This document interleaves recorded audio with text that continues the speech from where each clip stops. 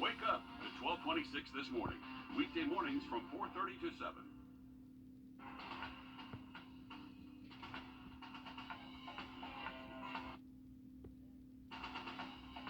From the station that's on your side, News 12, first at 5, continues. Everybody have their own mind. Everyone have their own outlook. So when things get tough, think about the ones that gave it all. Get half staff in the Tuesday today. We take you around the river region as we remember our fallen men and women. Here's a live look now over Arlington National Cemetery. People have been visiting all day, paying their respects to our service members. We'll take you back out there in just a few minutes. But first, all day across the river region, we remember the sacrifices of our service members, the ones that they made for our country, the ultimate sacrifice. Today feels a lot different than it did last year when we couldn't come together in person to honor those men and women at the parades and all the celebrations that they deserve. Celeste Springer live from Veterans Memorial Park for us in Aiken County. So how does it feel? Are these veterans just so thankful to get to see each other in person, Celeste? They say being here in person to remember our fallen soldiers, well, there's nothing that can compete with that. Being able to look at every single name here on that plaque, pay your respects, they say there is absolutely nothing that can rival in comparison. The organizers of the event today tell me the one in 2020 was canceled, but this year was a different story. Dozens of people gathered around saying a prayer side by side, laying their wreaths in person, and taking a look at the names of those fallen with their own two eyes. Some of those here tell me it was the best feeling they felt after a year of closed doors.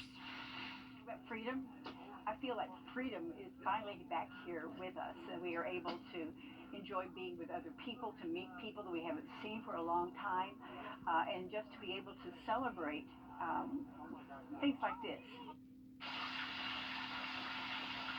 And coming up at 6 o'clock, I'm working on a full story about why being here in person to celebrate our fallen soldiers means so much for our veterans. And I know that it means the world to them to be able to hug their fellow soldiers and military members. Celeste, thanks for bringing their stories to us. Also today, salutes us. And each white marker behind me represents a soul who gave their life for this country. And here behind me at Arlington National Cemetery, you can really just see how many people have laid down their lives. It really is a powerful visualization of that. Today, President Joe Biden honored that sacrifice by laying a wreath. An Augusta woman who knows sacrifice all too well was there for that moment. Tracy George's husband died in service. This year, Tracy got a letter in the mail inviting her and her 3 kids to Washington. She says being there and hearing the president speak was magical during a day for her family that is both somber and beautiful. It was quite memorable, as every day for Gold Star families such as ourselves is Memorial Day, but to be surrounded by those who know your pain and know your grief and loss is such an honor, a celebration of my husband's life. Wow, some powerful words there. In Aiken, a solemn ceremony today for the names etched in stone at the Veterans Memorial Park. And unlike last year, this year marked salutes and prayers in person instead of through a screen, which meant so much to so many of these veterans. Celeste Springer live for us in Aiken. So what did they say about being able to hug some of their fellow soldiers today, Celeste? Well, they told me it makes a world of a difference being able to be here in person, lay down some wreaths, and take a look at the plaque with all the fallen soldiers here. They tell us that looking at this through a computer just does not do it justice. Last year, your view may have looked like this, a remembrance ceremony through a computer screen. You know, when we didn't have anything else, virtual was okay, but being in person, it means a lot more. The crowds here today, a different scene from other ceremonies last year, where there were no hugs, no handshakes, only distance. The ability to do things personally beats the heck out of doing it through some kind of electronic media.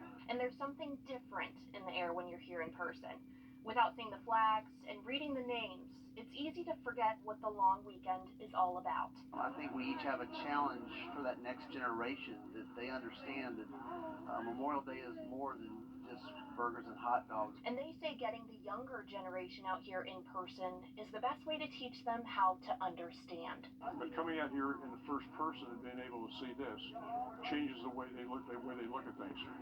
So we think it's really important to start with kids and teach them the values of why they're doing this. Others tell us there's nothing more liberating than getting back together. We talk about freedom. I feel like freedom is finally back here with us. And the mayor of Aiken made a very good point during his speech today. He wanted us to all remember when we're out enjoying the outdoors, enjoying our time with friends or family today, to remember that we would not be able to enjoy doing that if not for all the lives lost to keep us, to have our freedom here in the United States. It is the unofficial start of summer, Celeste, but it is a somber occasion. Thanks for that reminder. Outside, taking a look over Wheeler Road.